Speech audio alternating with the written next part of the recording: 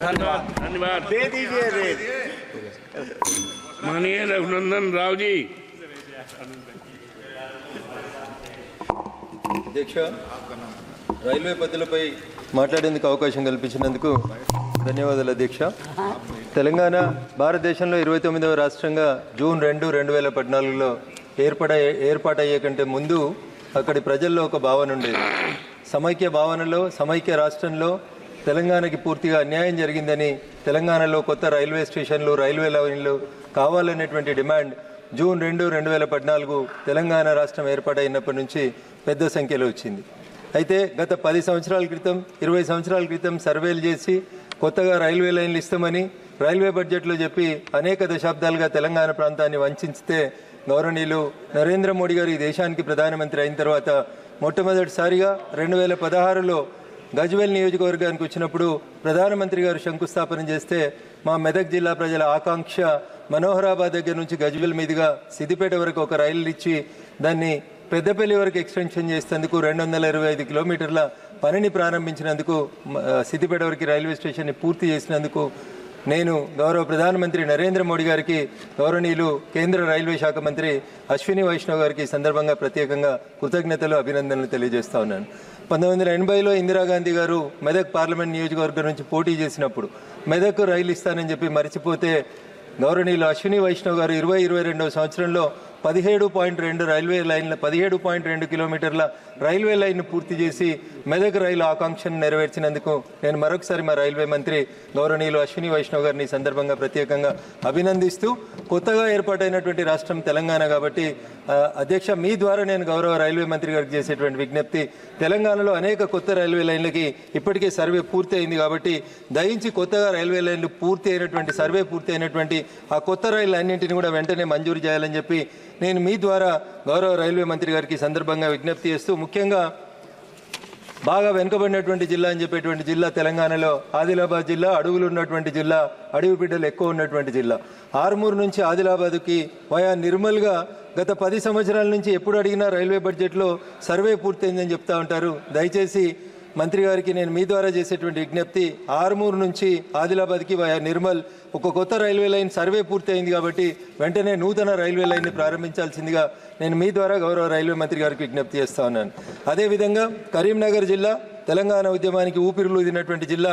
ఈ జిల్లాలోంచి కరీంనగర్ నుంచి హసన్పర్తి వరకు ఒక కొత్త రైల్వే లైన్ కావాలనేటువంటి డిమాండ్ చాలా కాలం నుంచి అధ్యక్ష.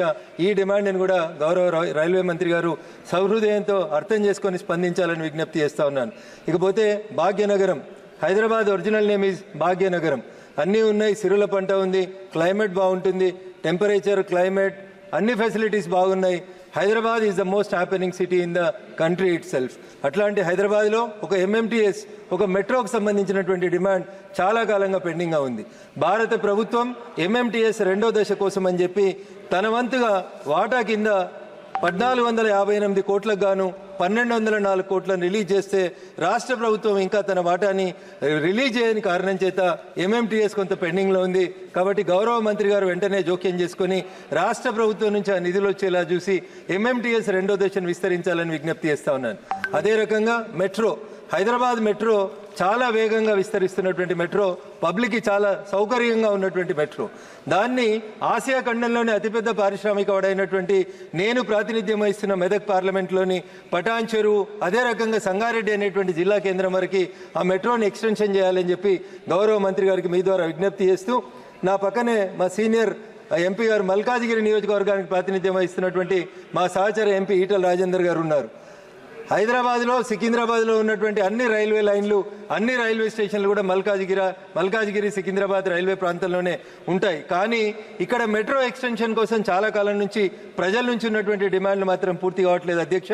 మీ ద్వారా నేను గౌరవ మంత్రి గారికి చేసేటువంటి విజ్ఞప్తి, సికింద్రాబాద్ నుంచి మేడ్చల్ వరకు, అదే రకంగా జూబ్లీ బస్ స్టేషన్ నుంచి షామీర్పేట వరకు, అదే రకంగా ఎల్బీ నగర్ నుంచి హయత్ నగర్ వరకు ఈ మెట్రో రైల్ ఎక్స్పాన్షన్ కోసం వెంటనే గౌరవ మంత్రి గారు జోక్యం చేసుకొని, కేంద్ర ప్రభుత్వానికి డిపిఆర్లు వచ్చినాయి కాబట్టి దయచేసి వెంటనే 50-50 రేషియో లోపల ఈ మెట్రో ఎక్స్పాన్షన్ చేసి భాగ్యనగరం మరింత వేగంగా అభివృద్ధి చెందేందుకు సహకరించాలని నేను గౌరవ మంత్రి గారికి మీ ద్వారా విజ్ఞప్తి చేస్తా ఉన్నాను. అంతేకాకుండా అధ్యక్ష, చాలా కాలం క్రితం తెలంగాణలో నేను ప్రాతినిధ్యం వహిస్తున్నటువంటి మెదక్ పార్లమెంట్లో ఒక రైల్వే యాక్సిడెంట్ అయింది. అయ్యా, ఒక రైల్వే యాక్సిడెంట్ అయింది. 23 మంది స్కూల్ పిల్లలు. 2 मिनट अध्यक्ष, 2 मिनट. नया नया जीत के आया सांसद, नया नया राज्य से आया, जरा 2 मिनट बात करने के लिए ये मौका दीजिए सर. सर, तेलंगाना में मैं जो कॉन्स्टिट्यूंसी से रिप्रेजेंट कर रहा हूँ, मेदक पार्लियामेंट कॉन्स्टिट्यूंसी में एक एक्सीडेंट हुआ. The name of that spot is मासाईपेट.